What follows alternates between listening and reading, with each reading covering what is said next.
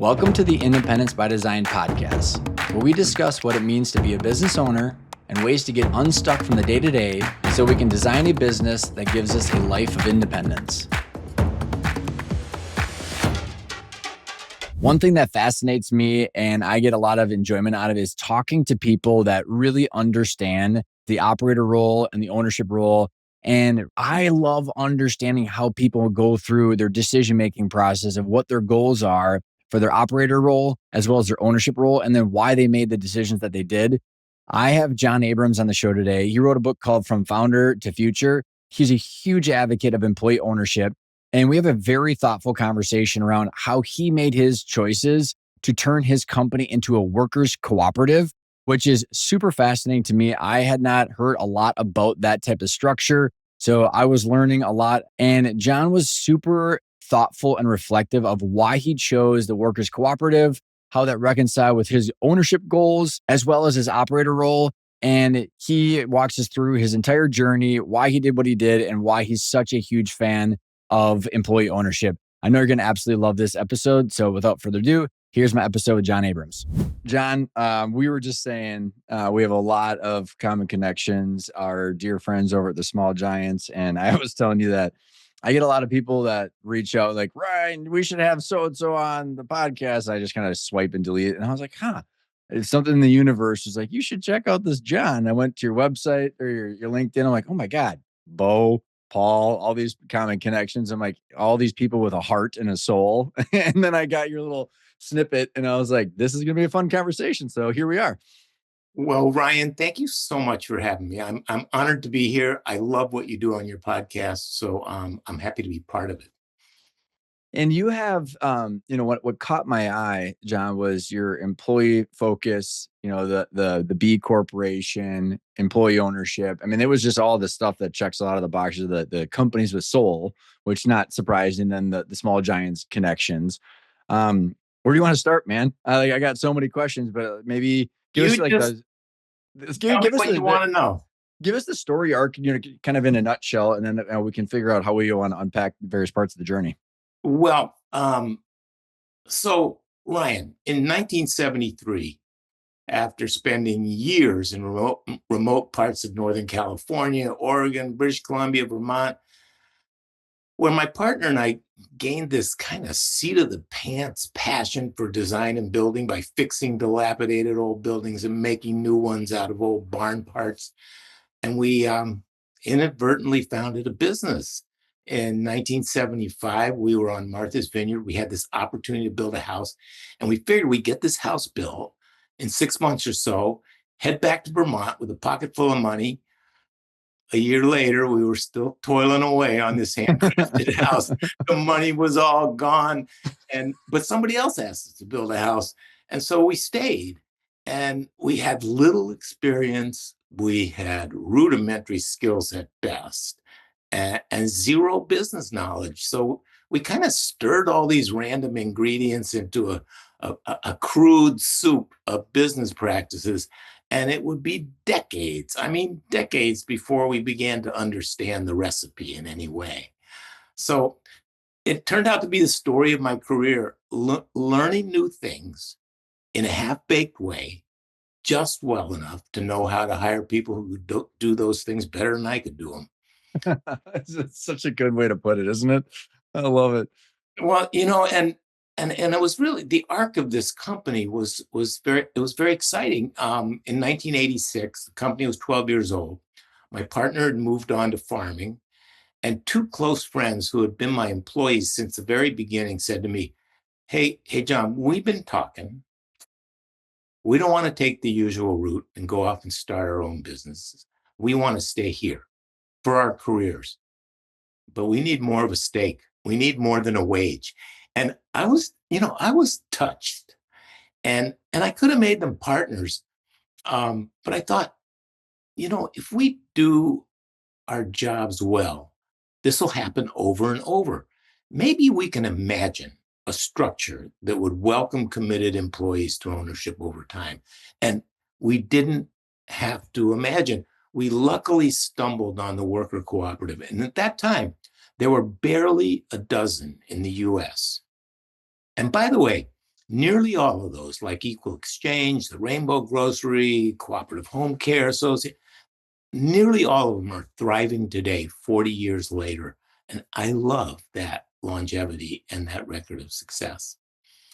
But anyway, this conversion was scary because as the founder and the most deeply invested, I had the most to lose financially and emotionally with distributed ownership.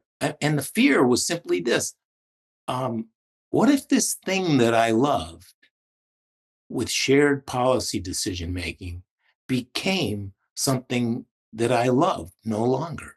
Like, Oh, so good. what if Yeah. that happened? I But think that's the deep rooted fear of so many people. Well, regardless of what the next chapter is, they haven't thought through that ripple effect. So how did that fear manifest, and how did you handle it?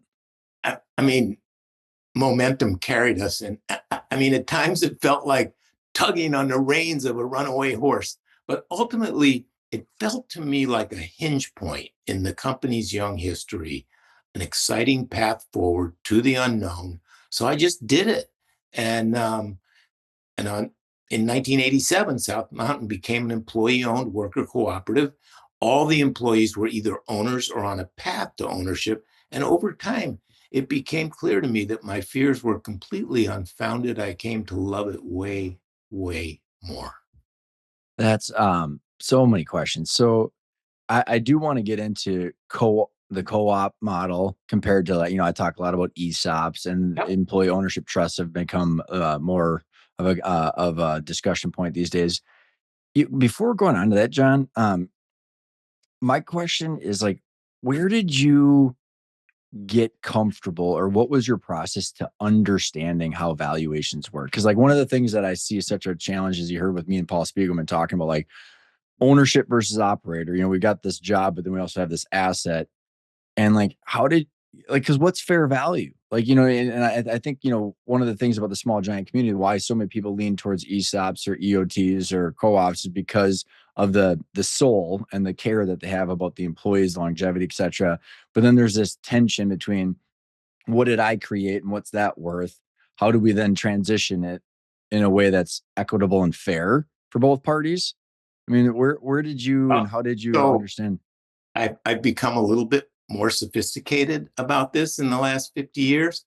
But at the time, we were just a bunch of hippie carpenters having the time of our life, loving it. I couldn't care less about money. I cared about camaraderie and community and craft. Um, and so the valuation of South Mountain at the time is figuring out. So we were really lucky.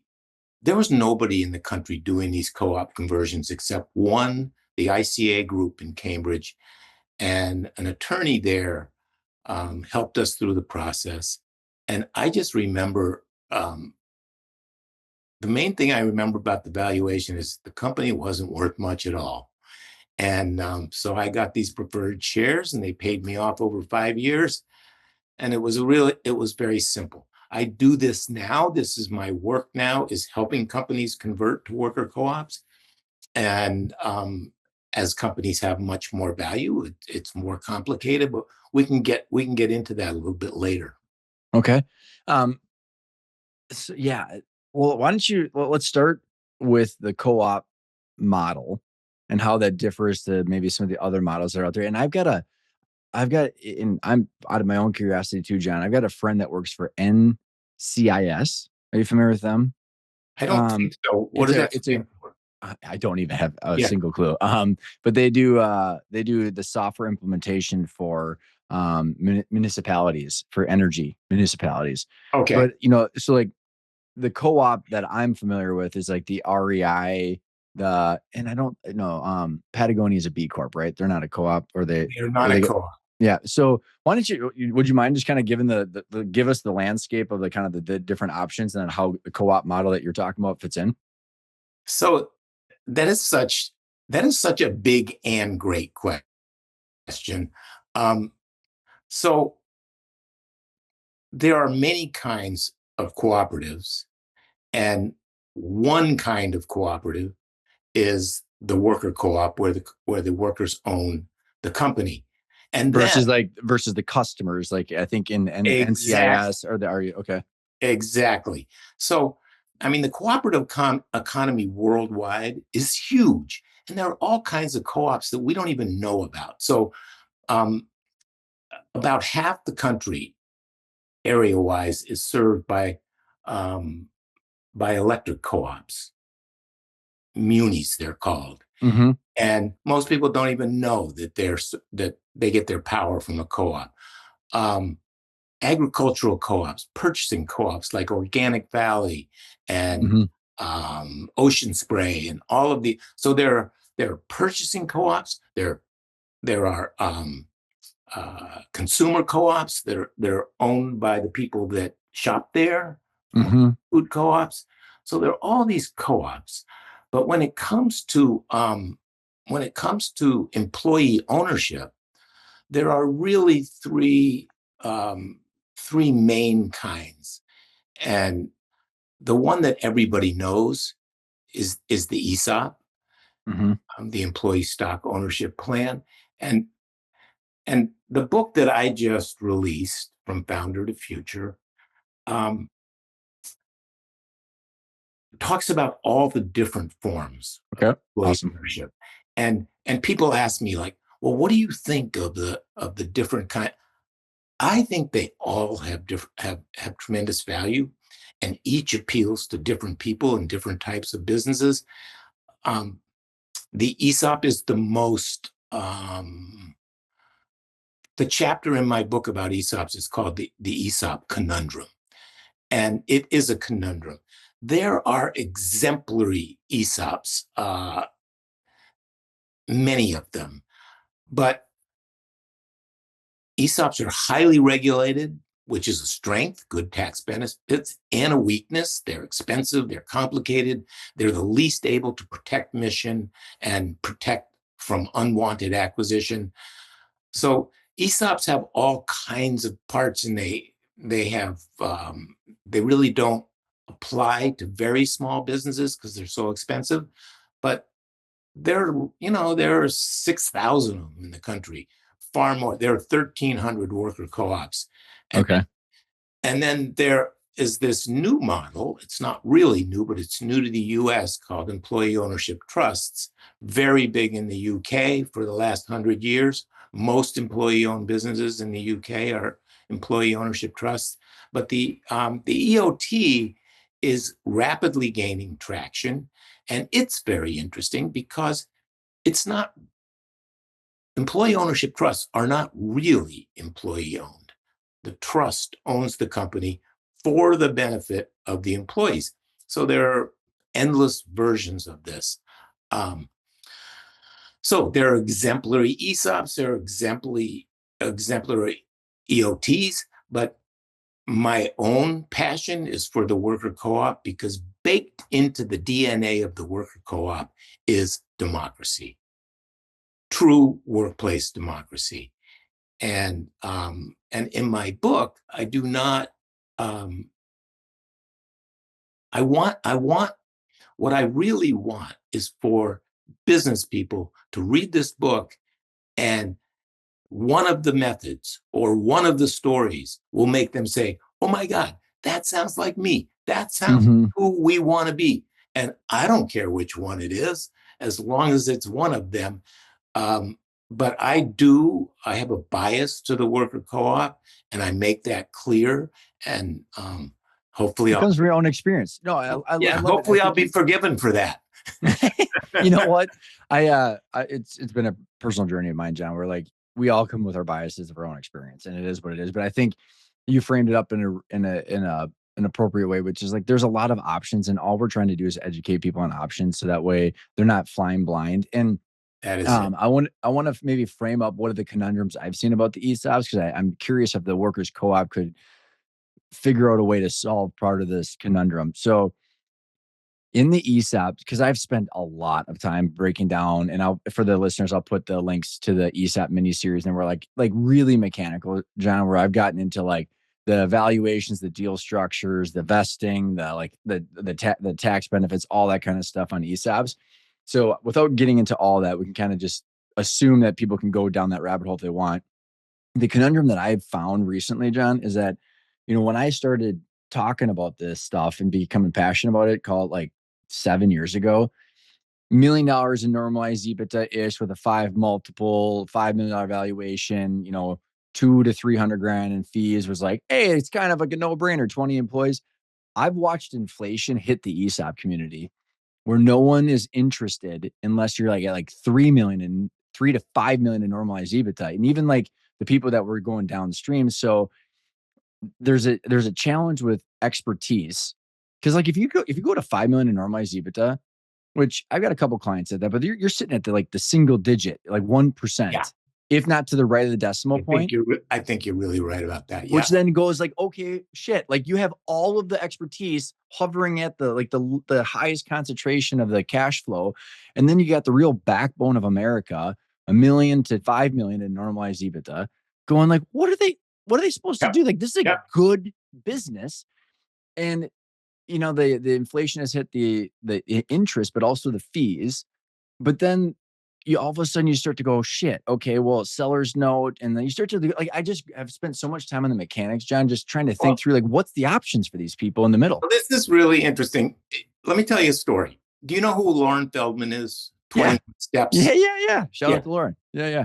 So Lauren, there's a guy that is on many of his podcasts called, his name is Jay Goltz, and Okay. he owns a great business in Chicago, and he's wondering what to do with it. And Lauren wanted me to have a conversation with two people that he knows well, Jay and a guy named Mel Gravely, both of whom had looked deeply into employee ownership and decided not to do it.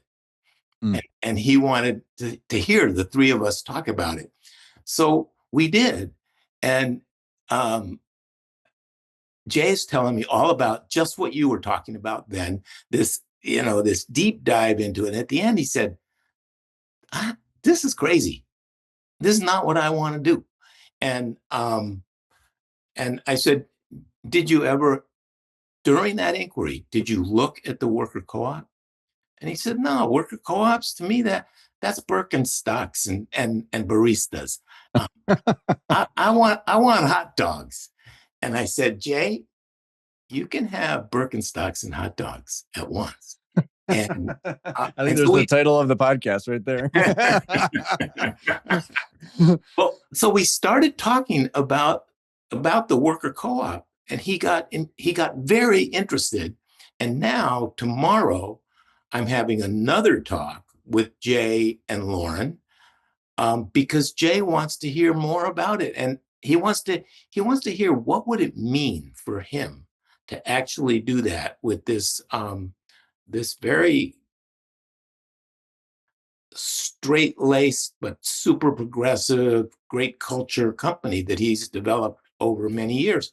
So it'll be interesting to see what the outcome of that is. Mm. And what I find, so when I look at ESOPs like Revision Energy in Maine and Hypotherm in New Hampshire, and once again, Nut Butter, the ones that the ones that seem exemplary to me and seem like everything that an ESOP ought to be are the ones that behave like co-ops.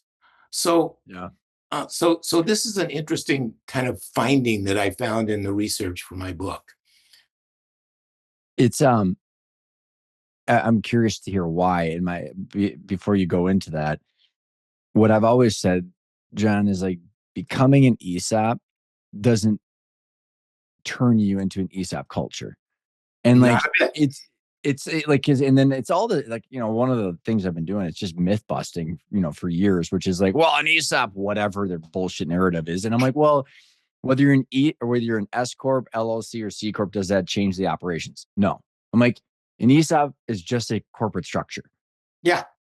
Well, That's any form of employee ownership. If you take a crappy business, that and turn it into an employee-owned business, you're going to have a crappy employee-owned business. Totally, that's what I always say. Like, You and know, if you hate your industry, hate your employees, hate everything, you you're don't still do it. gonna. Exactly. So the culture building, the ownership culture is just so essential and so critical. And yeah, and we both know that some companies really have this. They're driven by values. They make decisions based on values. And some companies do not have that. So before we get into the mechanics of, or the tangible things that would make a workers co-op culture and what your definition of that is, what are the mechanics on the co-op, the workers co-op, and how that actually gets built? Like what is the actual structure of it? Because I think that will, like, if I'm Yeah. listening, that would be interesting before going, because I think the culture thing is a great thing, but I think it fits inside of like, how does the structure work? So most worker co-ops are C corps. Um, some are S corps. It doesn't really matter. Uh, but the but the work many states have worker co-op statutes, and if you comply with those statutes, what a worker co-op is a the basic structure is that after a certain vetting period that is set, it can be anything, whatever any co-op sets it. So sometimes it's 1 year, sometimes it's 3 years. In extreme cases, like my company, South Mountain Company, it was 5 years. And and then you pay a fee to buy one share. Everybody pays the same thing. Everybody gets one share. And everybody who owns a piece of the company has one vote. But the key distinction is that one vote is on matters of policy. So you have a decision making matrix and that distinguishes between what's management, what's operations, and what's policy. And you don't have people drawing straws for who builds the stairway. You know, people have this misconception about co-ops that they don't have leadership or don't need leadership. Co-ops need the best leadership in the world. Just Same org structure, same strategic planning, same C-level executives, all exactly. that. Yeah, yeah. So that's it. It's just that behind it all is this one vote, one share, one vote democracy, and the owners all share dividends based on hours worked. Oh, interesting. So So you have a first, hierarchical wage scale, just like in any business.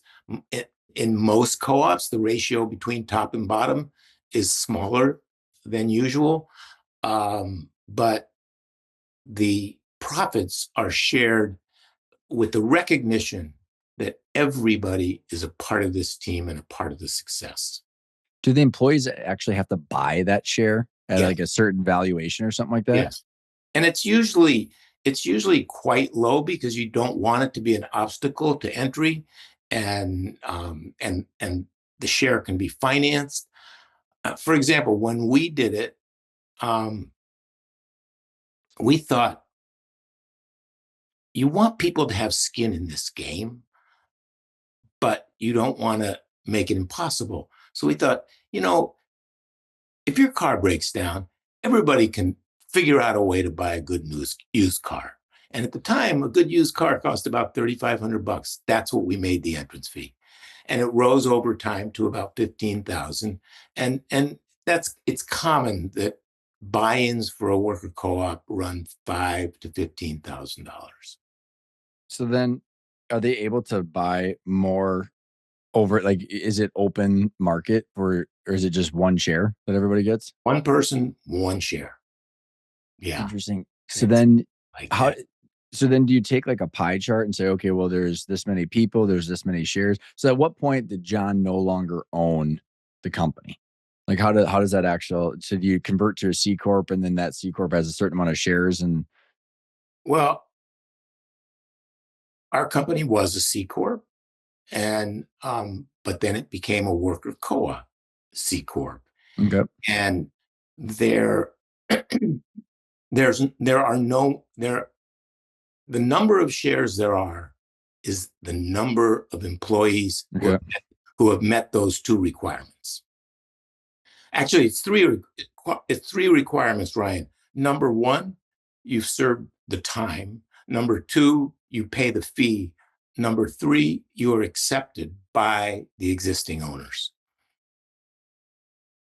Okay. So they have to approve your entrance. Okay. So this is super fascinating. And you're gonna have to bear with me because we're my mind has got both the left and the right brain like hyper focused and sensitive. So like I'm both. Yeah. And so I do want to get to like the intangibles and the culture and all that stuff. I think it's just the reason I think this is so important, John, and like maybe if I frame up where I'm coming at this perspective is that the issue that I'm seeing in the marketplace and it continues to become more hyper focused for me is these people in the lower to middle market can't figure out how to actually go through this transaction. The problem is like the valuation that they need doesn't equal the retirement. And I've got this time, cash flow, and wealth Venn diagram where like people, what I see is most people want more time back and they need to hit their cash flow for their lifestyle, whether it's a couple hundred grand, 500 grand, whatever the hell it is. And then there's this wealth component, and the wealth is got a lot of times that wealth is locked up in their company and they're just trying to balance what's the trade-offs over if I step back, do I, can I keep meeting my cash flow needs as I reinvest in the company? What's my wealth target going to be? How am I going to retire? And I think what a lot of people miss in the middle market because the advisors and all these people are just guessing on all this shit because they don't have clean financials, that the owner wants to do a lot of this stuff, but they don't know, can they actually do this and be fine? So there's that huge sense of anxiety around it. And, if there are people I've worked with, John, where if they've got wealth outside the business, it becomes a no brainer. It's like if the intrinsic value to do this becomes the no brainer is because they got options.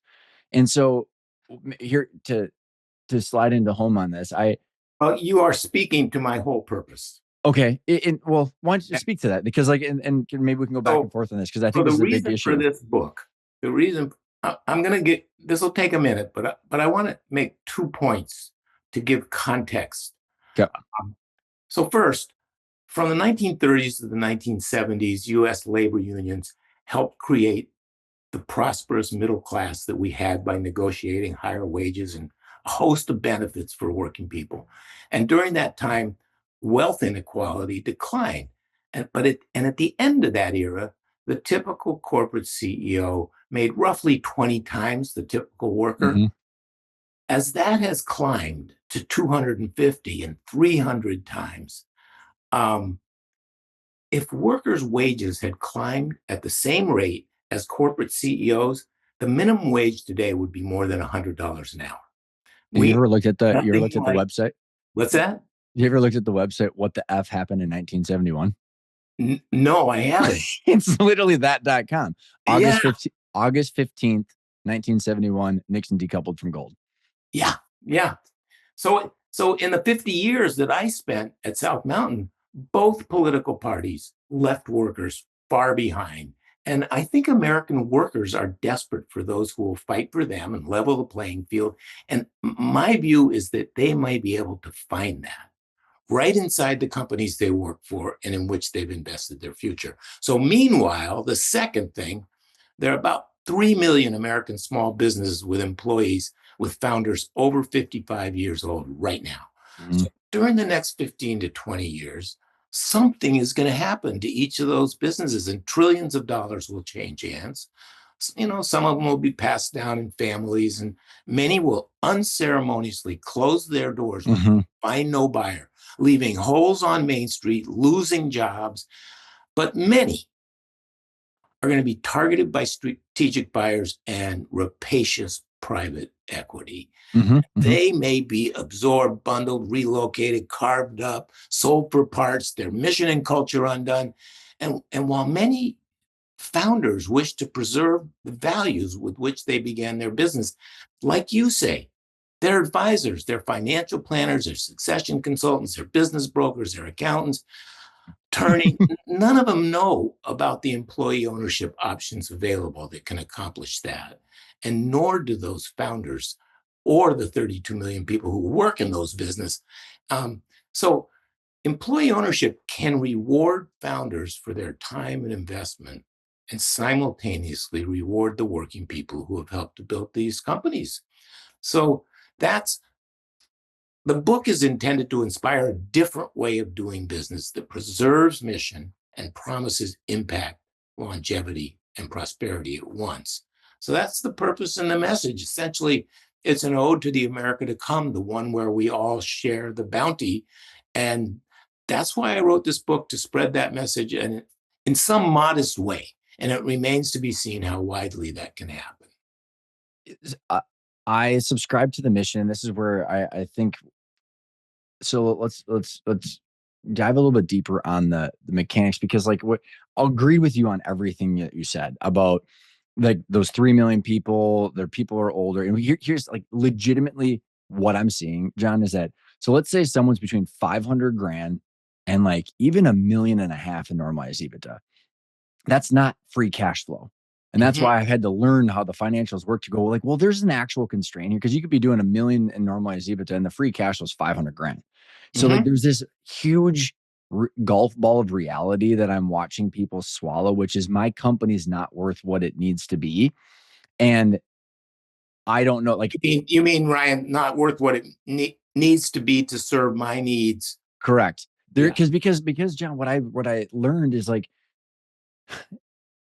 there's been such a lack of understanding and education how valuations work, and yet I think it's insane. My father and I did it too. You just wake up and you just do shit every day, not having any idea how the valuation, like if I'm going to reinvest back into this company, what should be my return? And we just don't think like that. We think about revenue, gross profit, net income, K1, how much did Yeah. I pay in taxes? And it's like this we have to invert that situation. So here's where I'm going with this and why I'm fascinated in the mechanics is okay. So what I see with those 3 million people is the biggest risk to them is their energy.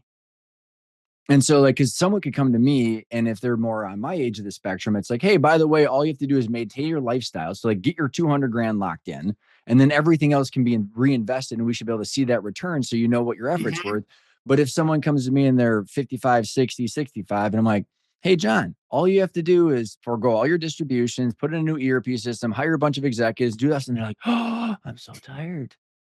And so, like, that's what I mean about the golf ball of reality being swallowed, which it takes some time, but then it's like, well, what are my alternatives? And if I go through the whole spectrum, it's like, well, seller finance, because I can't do an ESOP because I would need another three, Yeah. 4 years Seller of financing. So it's interesting too, Ryan, that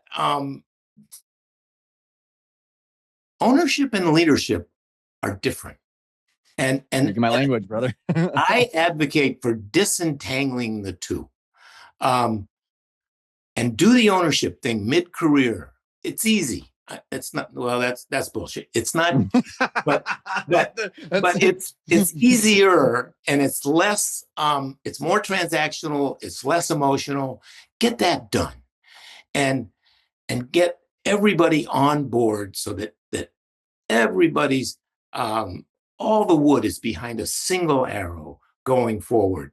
And then with a long runway ahead to develop the internal leadership capacity that you need. So, so I don't think of that it's so great. What's happening a lot is that people get ready to retire and then they think about this. They should be when their energy is the least. exactly, and they should be doing it when they're 40, 45, 50. And that's the kind of companies that I am working with, and Okay. they're getting this ownership thing done, and then they have all that time Putting their energy behind it. putting their energy behind it, building that ownership culture, building the leadership capacity. So I think So it's is it for the 55ers? fundamentally, yeah, it's a different way of looking at it. And people say, like, so when should I start succession planning? I say now. I don't care. I don't care if you're 25 years old now.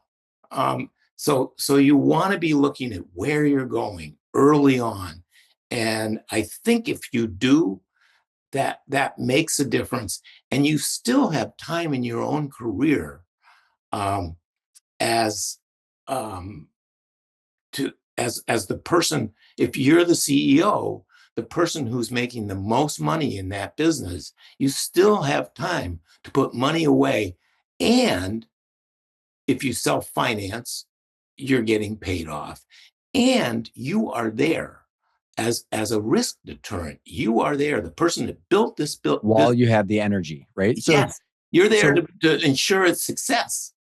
so is there, based on the people that you're targeting, and like, are we looking at this 3 million people?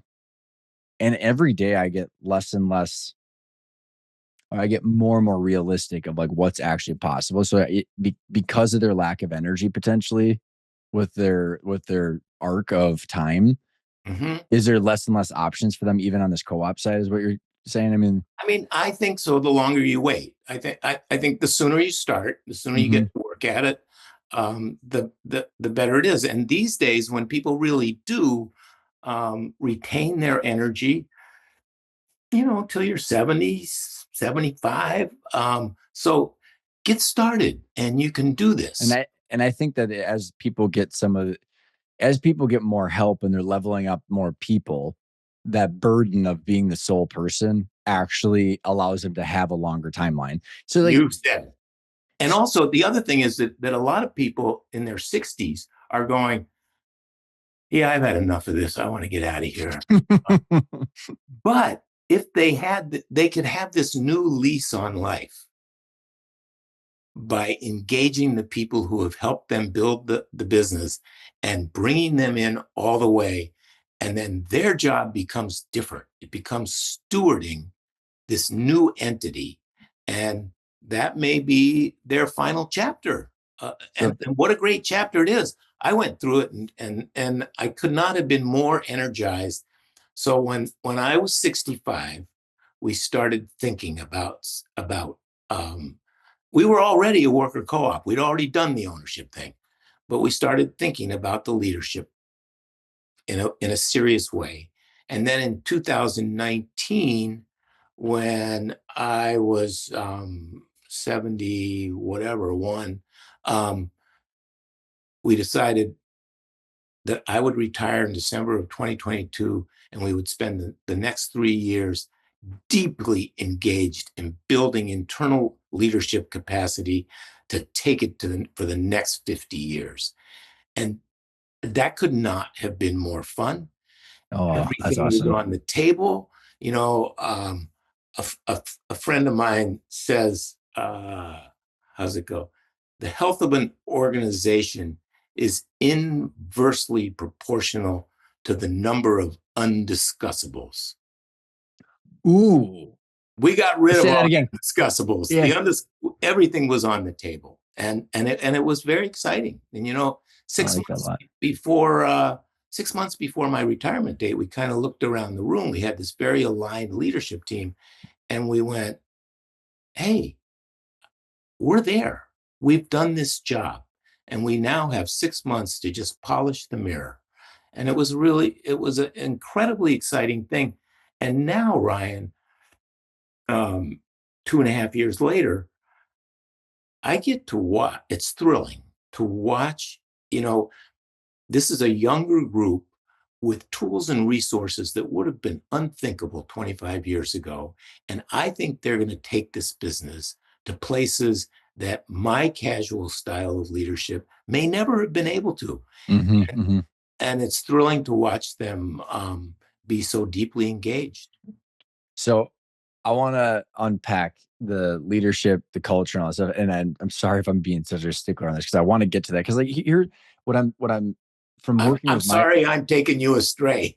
no, no, no, no, no, no, John, you're not at all. It's just I want to. I'm just acknowledging the fact that I'm going to go back for a second because Sure. I I I have a tendency or a gravitational pull to I want to jump into the leadership and like hiring the culture and getting that all like because I think what that experience is like that you just described is what I want for everybody, which is like I ran the 4x4 in high school And like when you run your ass off for your leg and you just hand off that baton and you get to watch something, you know that you did everything possible, but you're still part of a team, is I Yeah. think what people want for what they've built, especially with the community of people that you and I are talking to.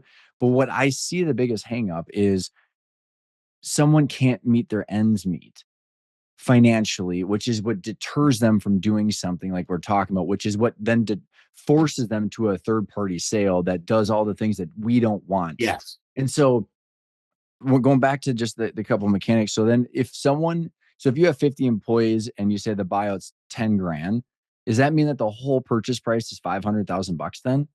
Or like, how does that seller find it? How does the actual funds flow? And then how does that, if you have the energy, how does So, that income and the financial waterfall so flow? you take, so you get a standard valuation done. Okay. So based on the just normal, like normalized EBITDA times a multiple Yep. or whatever the Yep. market valuation is. Okay. And then, but then you take that with a grain of salt. And this is the grain of salt that the three things have to be satisfied. Um, the valuation has to meet in some way the founder's expectations and aspirations. So that has to be factored in. Is, Mm-hmm. is this close to what you wanted to take away from the business? If it's Mm-hmm. not, you're going to have to build it better. And Yeah. Well, that's said why to for any that's situation. Yep. right. Don't do that. Don't do this when you're 70 years old. Um, but then what can the business afford without it being crippled by the payments to the owner? So you balance these and you Which is then massage. the constraint is the taxes, the reinvestment, all that stuff. And that's, I'm a big proponent of explaining how to see that future cash flow. So the affordability is just the ability to service the seller's note. Exactly. Okay. Yeah. And you know, it's a small data set, but the ones that I have seen and the ones that I've talked to others about, um, usually you can find that happy place. You can find Mm-hmm. that sweet spot that works. And once again, the longer you have left in your working life, the more opportunity you will have to influence that. Um, Well, go. so okay, this is where I do really get excited because I think that these technical things is what is a disproportional hurdle, and they're actually maybe not as big as most people think.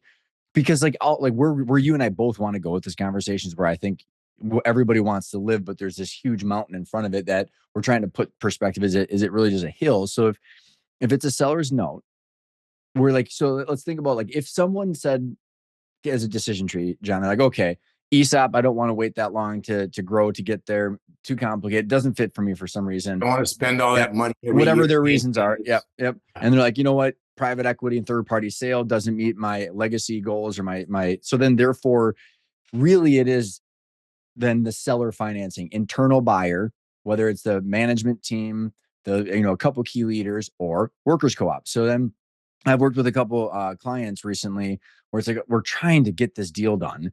And the challenge is it's like, okay, well, here's very specifically what happened. About $1 million in normalized EBITDA.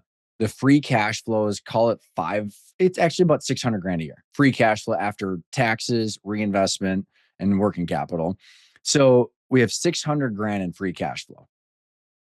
And the executive can't get SBA approved, and the SBA is being an asshole because of all their new regulations, and banks aren't. Then there's all the banking issues. So like, there's all these mechanical issues of why Right. that executive who's been there for 15 years obviously doesn't have $5 million because otherwise, like, so there's this gap Yeah. of the fundability, the personal guarantees. So who is that? So is it the So workers Ryan, that's co-op? another. Yeah, You, yeah, first of all, the two options you gave, I would add a third one, which okay, is the employee ownership trust, yep, because for some owners, the worker co-op is just too democratic or something. It something.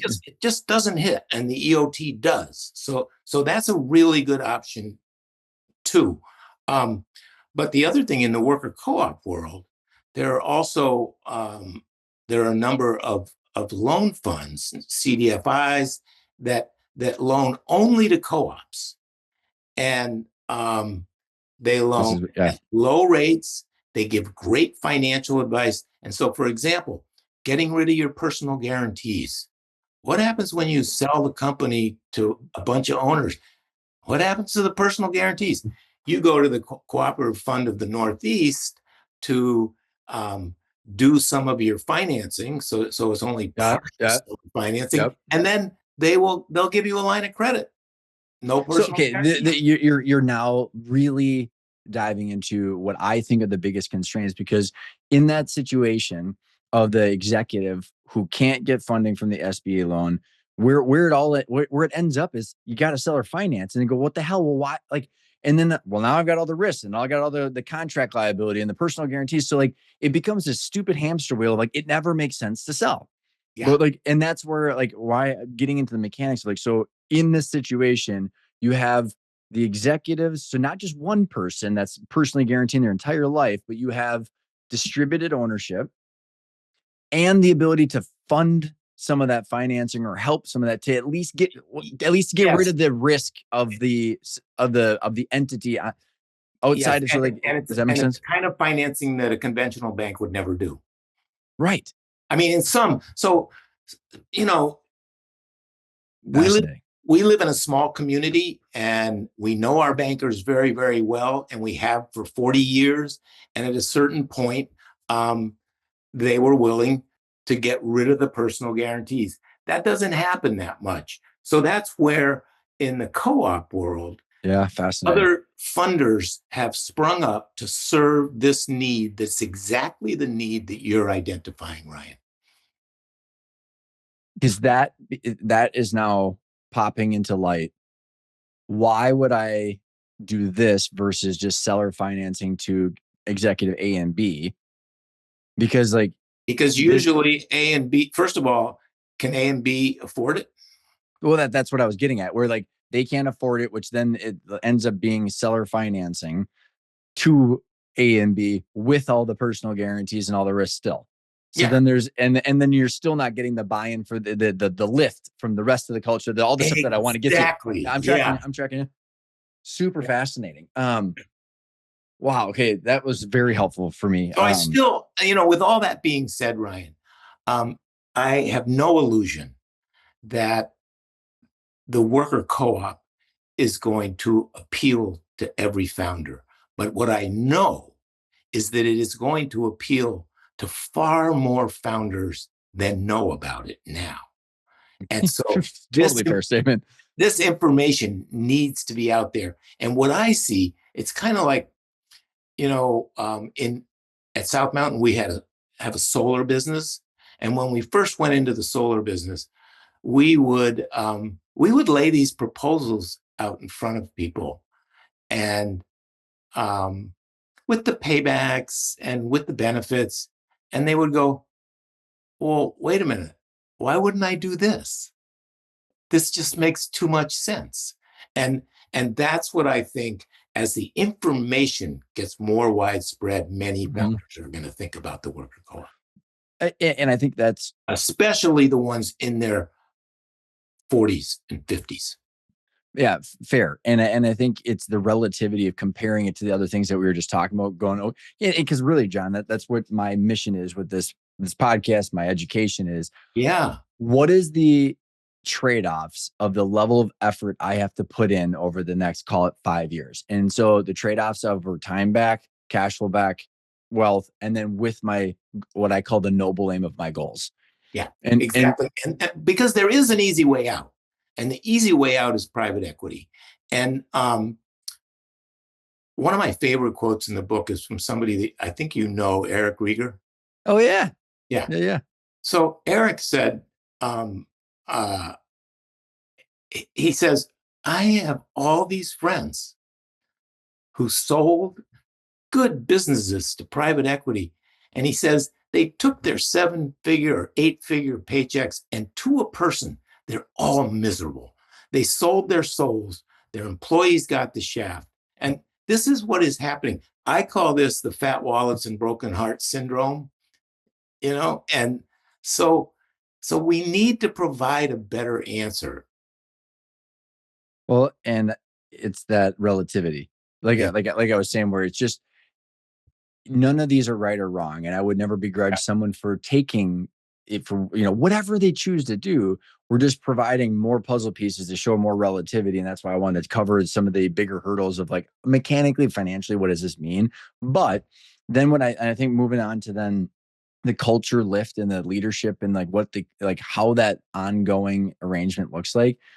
I've got back there, John. I'm a huge proponent of conscious capitalism and then small mhm, giants. And like it came from my personal experience where like I went from a very, very toxic, disgusting culture in our family business to yeah, after I turned it around, I had like dear friends, right? Like these were like people in the trenches with me that were my employees, and I consider them team members. And when we sold that, we gutted the whole thing, so I had to fire all those people. And the understanding the options, I think is so helpful broken because heart. the culture, what I experienced with those people is my job got easier every day and it was more fun and we were winning more. So I call it this, like there's like with culture, it's this infinite spiral upward or the infinite spiral downward. There's no Yeah. static. And it's like, and it's all about, and what was that? The inverse of the undisclosables. It was the health of an organization is inversely proportional to the number of undiscussables, Undiscussables. Yeah, yeah, meaning yeah, yeah. meaning the number of things that nobody will talk about. Right. And like, and this, And in the everybody's thinking, but they won't talk about it. yeah, and like, and we're all adults, right? And so like that's Yeah, where like I've personally experienced the elixir of what that looks like because we were in such a dire situation, John, where I was just like, I need help from everybody. And yeah, like I don't want to do any of this work, by the way. So like yeah, my desire to not want to do the work, have no ego, and discuss everything.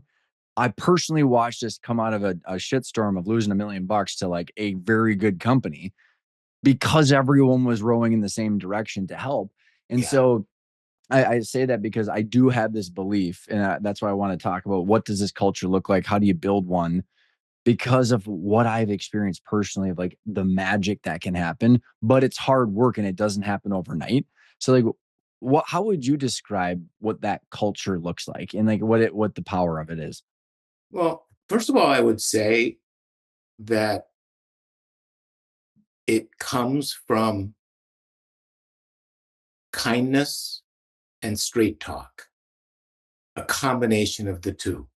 Um, and it's not kind to keep somebody who's doing a shitty job and is tanking the morale of the company. It's not kind to keep them around. You got to make the hard decisions and let people go. Um, but full um, being present with the people in the company and engaging them. Open book management is a huge tool Mm-hmm. for building a culture of involvement and engagement.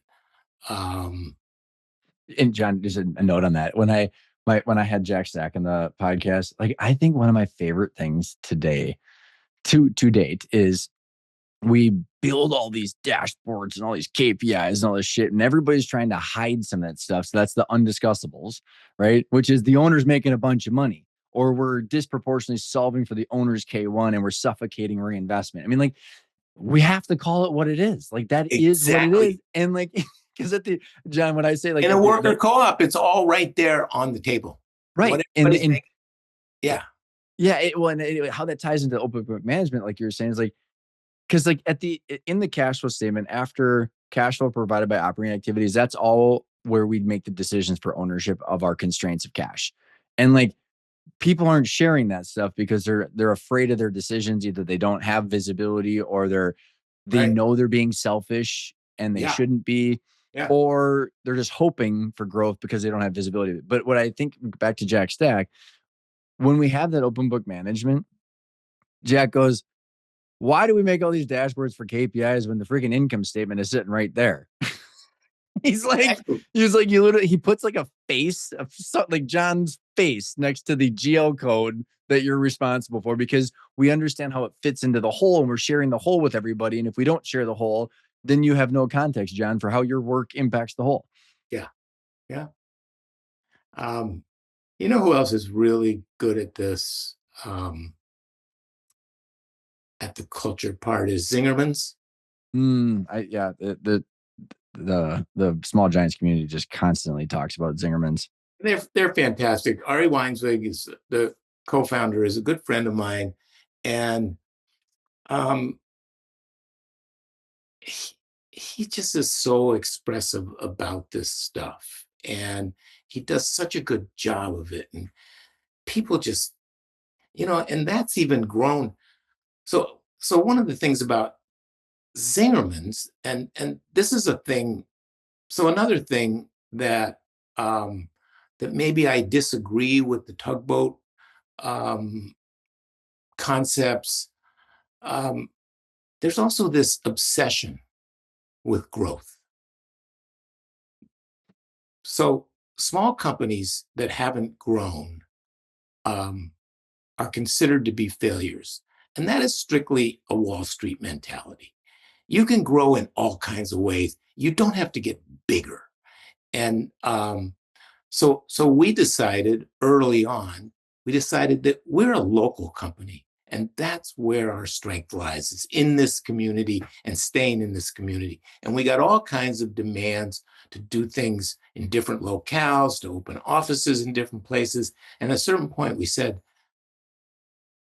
instead of that, we're just going to share our learning widely. And we started to put our company documents on our, people would ask us, how do you do this? How did you set this up?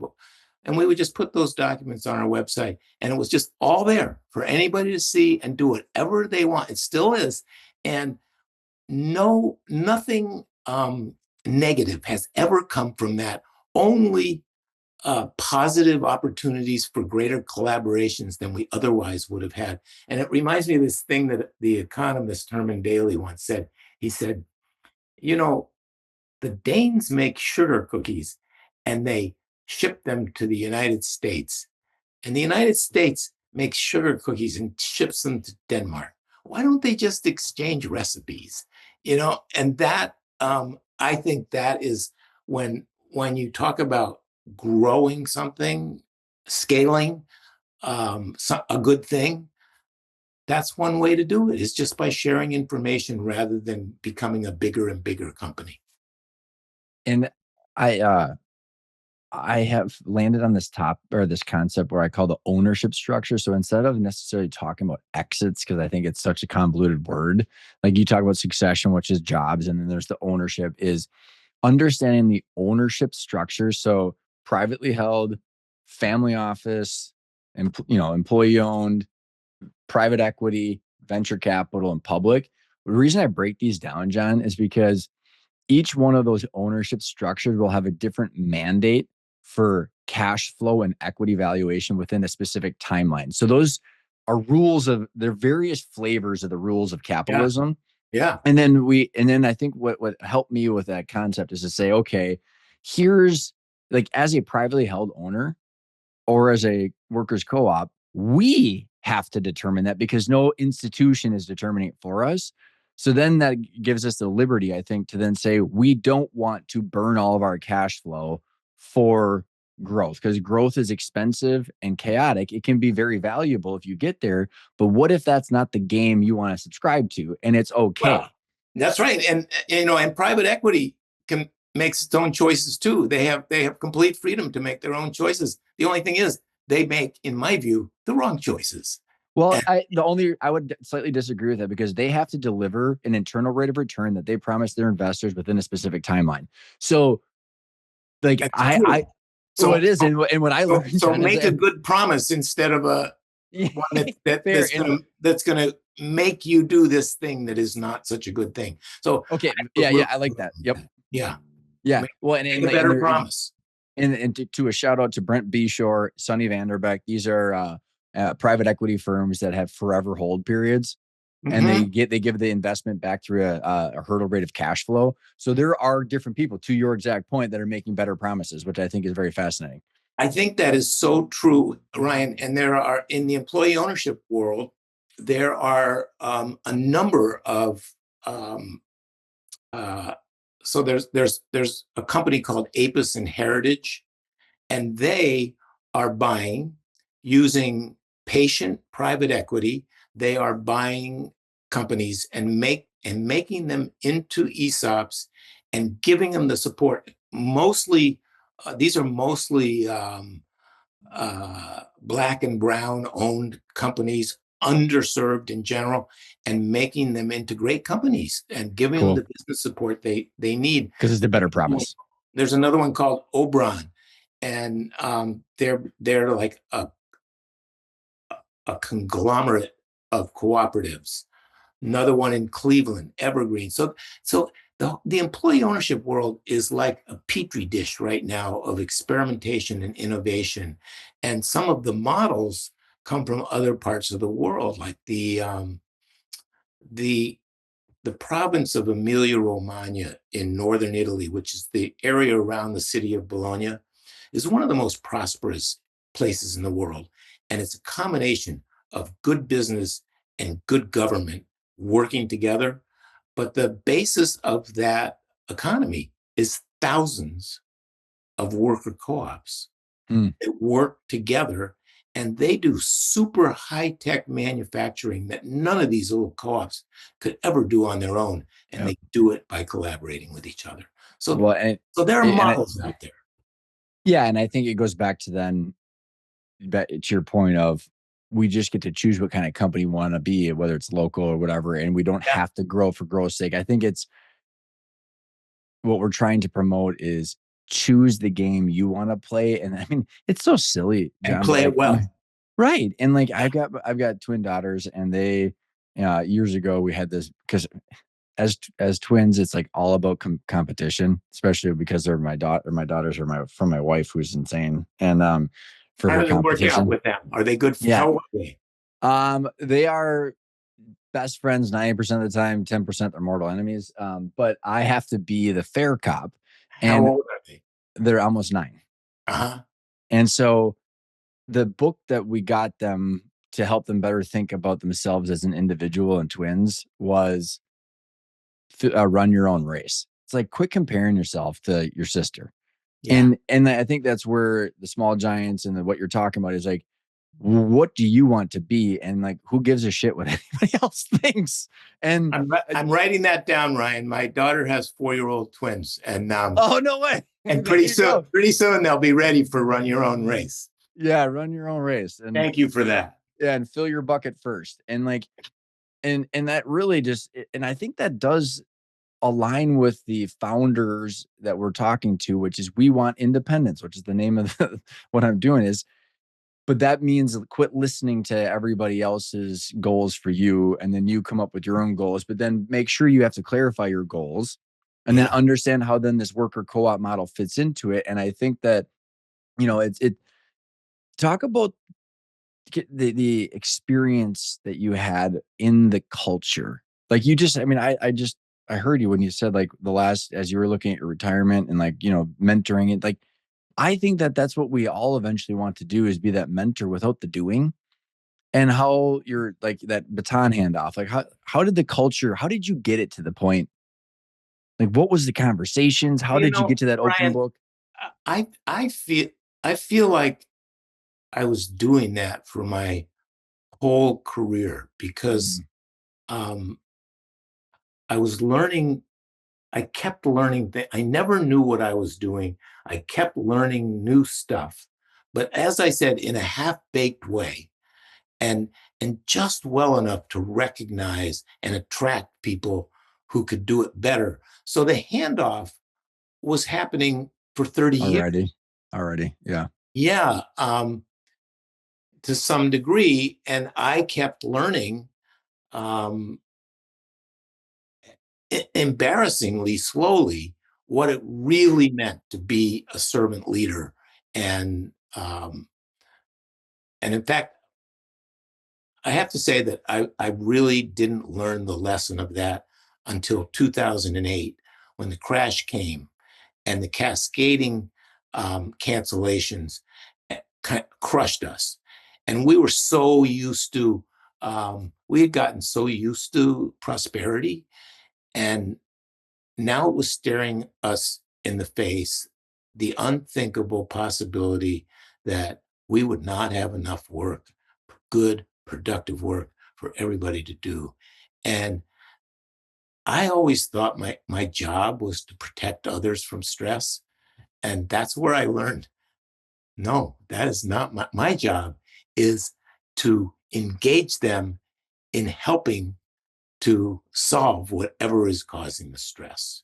And that was the most I now say that the crash of 2008 was the second best thing that ever happened to South Mountain Company because we really looked ourselves in the face um, and relentlessly tried figured out how to rebuild without laying people off.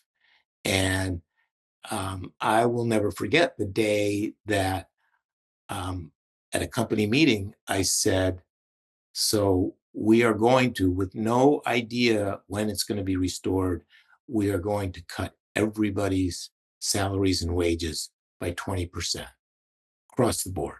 And afterwards, people came up and thanked me. And I said, what are you thanking me for? You just, they said, you're losing more than I am. And they were thanking me for a culture that has everybody all in it together. So Do you that, think that that was big learning for me. no, and that I think that answers part of the question, most of the question, and as in that you were naturally doing this. And do you think that this is an intrinsic thing to leaders or it can be learned? Because I'm just thinking about you've probably met a lot of business owners too. And like you could probably spot the people that do this like this compared to not. Yes, but I do think that um, leadership anybody can learn. Leadership can be learned. Leadership is like drawing. Anybody can learn to draw. Yes, some people are great native drawers. They just are, and other people actually have to learn. Same with leadership. So I don't think this is something that um, I you know agree with you. I agree with you. there What were we're some special breed of people that can do this. Yeah, I I agree. I do agree with you. Because I've watched the transformations of people in my life where they have gone from the egomaniac or chaotic to a servant leader, to use your yeah. words. And I really love that book. Um, the conundrum I've seen that's at play is it. You ever heard of her name is Allie Taylor from No, Orange I Kiwi? haven't. I met Say her it again.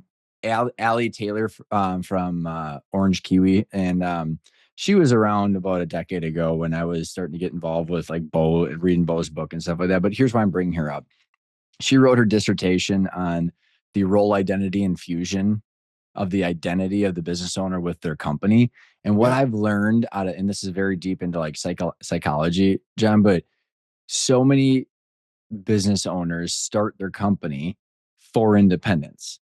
And the root behind that is not always healthy.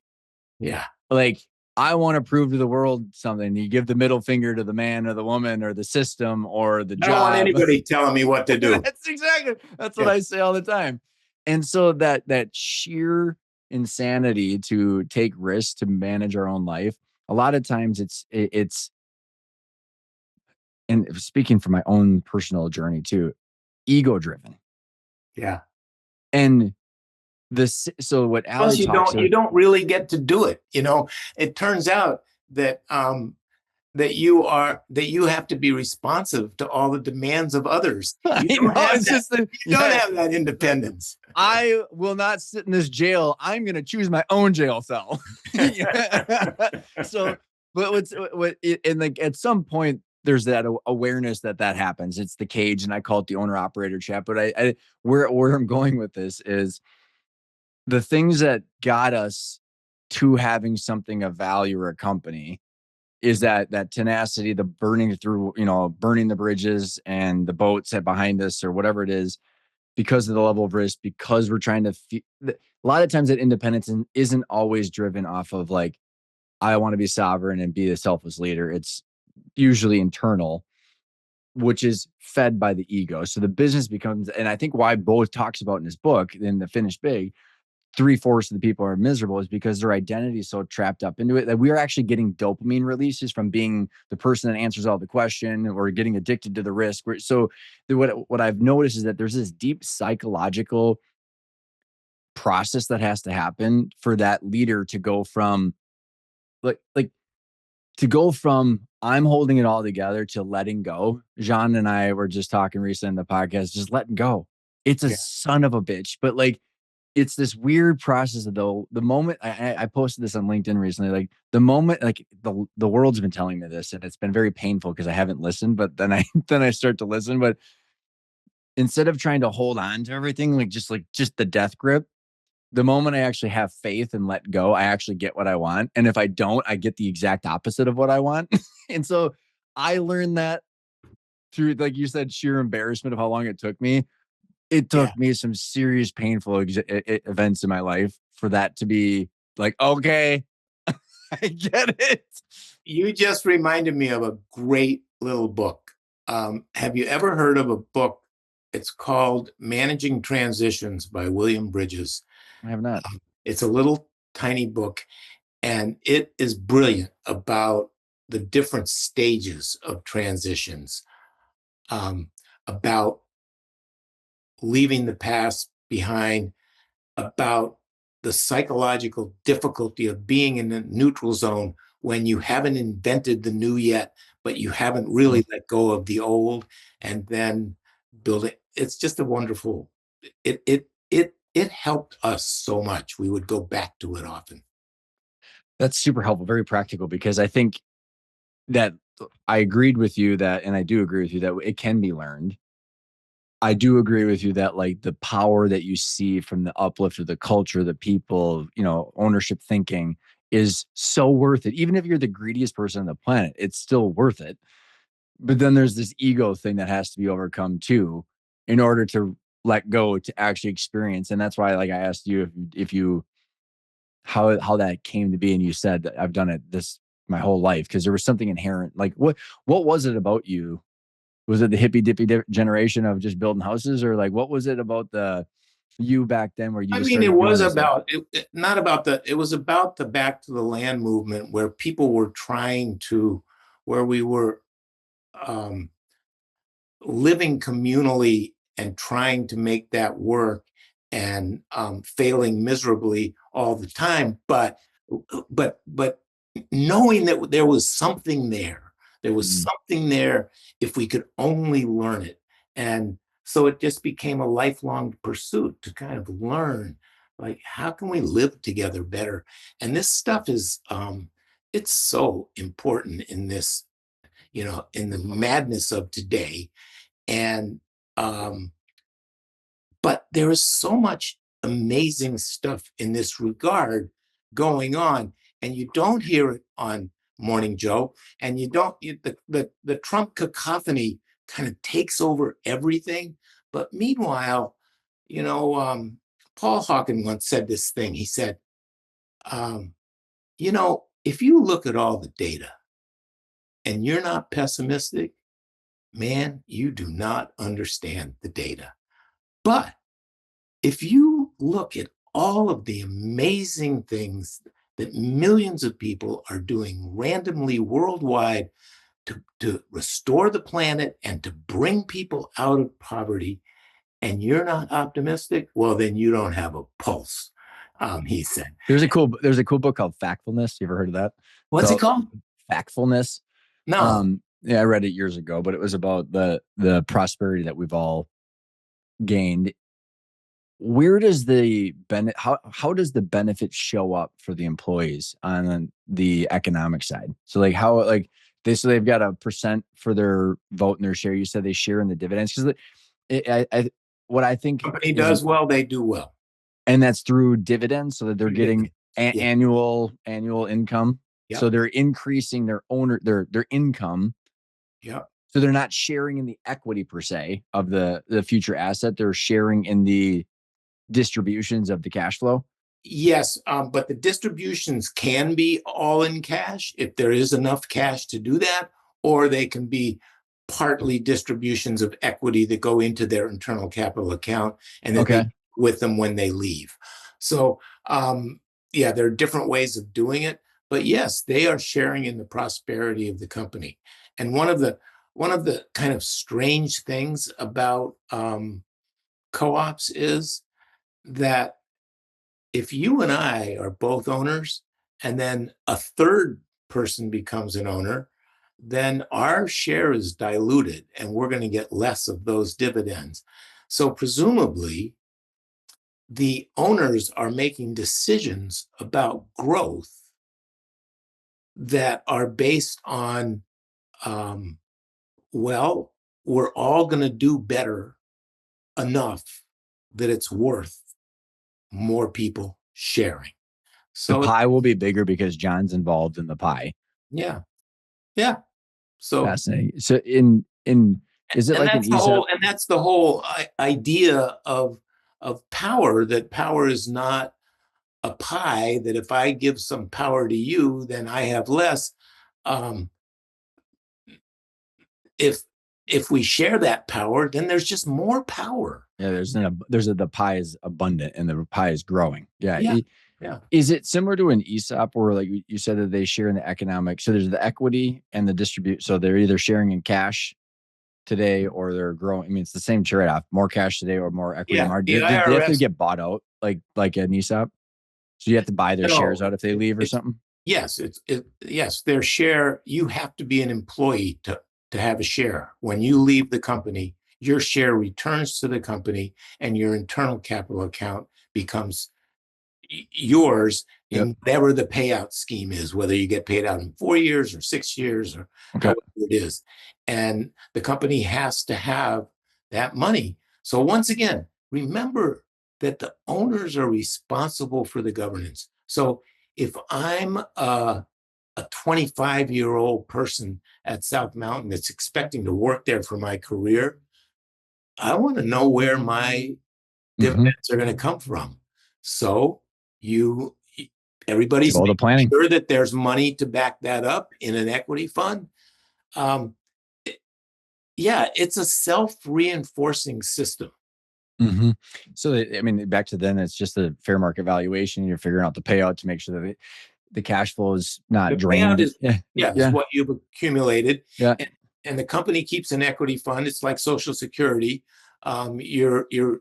You're looking with assumptions at the next 25 years and making sure there's enough money there to satisfy all the departing owners as they. So I'm gonna get really geeky for a second, John, but I'm curious on your thoughts. So where I just heard that the one of the differences are between an ESOP and a workers co-op. So because I have some people I work dear people close to me that work at an ESOP. Yeah, So here's the issue that I'm seeing with the mechanics of an ESOP potential, and I don't want to blame it all on the ESOP. So let me walk you through the yeah, situation and see how the worker co-op compares. So in an ESOP, because the employee ownership trust owns it, yeah, the employee is getting vested, and then they have to get bought out, just like you just said. So it's the same kind of mechanics, but the employees are not sharing in dividends. And so with inflation and the debasement of the dollar, I mean, there's a huge, I mean, because wages are always, lagging by 18 to 24 months. We printed $5 trillion out of nothing in 2020. So now we are sitting where like what was 75 or 80 grand as a good wage is now 120. And people have not swallowed that golf ball. And I'm watching it, clients where their people are getting pulled at. I mean, the it's here. So what happens is, even though I know I had this person that I'm thinking of, like, oh, their ESOP is the capital is pooling at the top still of that yeah. ESOP, so they can go put it into growth or everybody while everybody's not having a great living wage. And it's just like, and it's the same problem if it was privately held or private equity backed or anything like that. But in the ESOP, they're not just, I mean, what should happen and how an ESOP, I think, should overcome that is say, well, can we look into the future and afford the pay increases that are actually real? And then but so you'd have to do it through the W-2 or, enhancement of benefits, but you're not sharing the dividends as in like a workers co-op where you could say, okay, well, John makes 120, but with dividends, he's making 200 because, and how this ties into what you had said about we're going to stay local. What, what a company could in theory say is we want to make sure everybody has a good living wage and a good lifestyle. And we're not going to burn all of our cash for equity growth in 10 years. So that way everybody can have a good lifestyle today and save for retirement and have a modest income. But we're not going to strive for this arbitrary growth because we want to have good lives today. Yeah. And in a worker co-op, there are a group of people looking after the company's interests and their own interests because they're the owners. Right. And so they want to make that good living wage that you're talking about. And so everybody's taking care of themselves and each other. What's what are some of the struggles of getting everybody to understand the ownership decision tree of like more cash today versus more growth tomorrow and getting consensus around that? There are a lot of them. And I think that it's all based on good leadership that really understands how to communicate, um, how to listen well, and how to conduct great meetings so that people and decision making, consensus decision making should not be such a hard thing to do. Um, but we don't learn this stuff in schools. We spend our life in meetings. Have you ever heard of a school teaching meeting facilitation? Oh my God. I mean, you don't get me started. You just said like you just poked the bear on that. Well, I don't know, like the rote To memory. me, it's so essential in organizations to teach meeting facilitation because not only do you then have people who know how to facilitate meetings well, but learning about meeting facilitation makes better meeting participants too. Well, and I think the foundational layer of that is the undiscussables. Yeah. I mean, like, because again, Well, and like, also just like making utterly productive meetings rather than meetings that people are like falling well, asleep. I agree with you, but I think what happens is, and where I see the wheels fall off of most companies is the ownership group, one person, partners, whatever, have not clarified their target valuation or their cash flow goals, so they don't understand the constraints. So then everyone's going into meetings in a um, fear or fight or flight mode, which is Yeah, like I'm protecting and myself because I'm without not full sure. information, right? Right. Because it's either and without full information because it's either A, not known and Yeah, everybody's guessing, or B, it's because there's self-interest modes at play and people are trying not to make those disclose. Either way, people are having the same reaction, which is I'm going to fight for myself because I don't understand how I fit into the whole. If that is, I think that's why you had such a yeah. powerful But I do want to. impact on me. But in terms of your question about what are the barriers to it working, I don't want to minimize in any way the difficult of running any good business, worker co-op or not. Yeah, right. It's Yeah. hard, and yeah. So Good meetings, good straight. What'd you say? You said straight talk and what was it? kindness, Yeah, yeah. kindness, and straight talk, and utterly productive meetings. Yeah, all of these things are critically important in people's lives.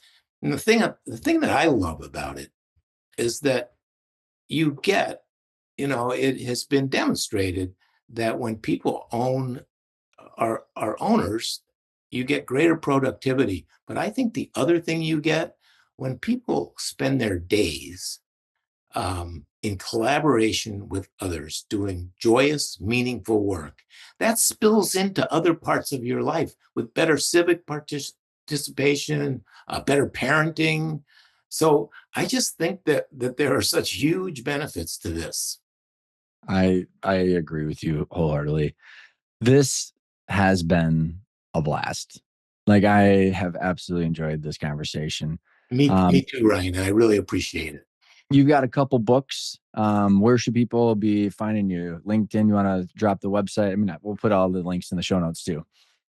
So, yeah, I mean, the best place to go is just go to Abrams Angel. Angel has two L's, abramsangel.com. And there's all about the books there. And, but what I recommend to people is they say, well, where do I go from here? I mean, I say, um, with a little marketing here, I'm sorry, it's That's what you're here for. shameless marketing. Um, I say, read this book. Just read the book and see if one of the stories or one of the approaches connects with you. And you may find that you come out of it with a path. And that's my hope. Yeah, I think it's you're supporting and enhancing the education, and I think that's what the biggest gap is that I found, John, is just like it's non.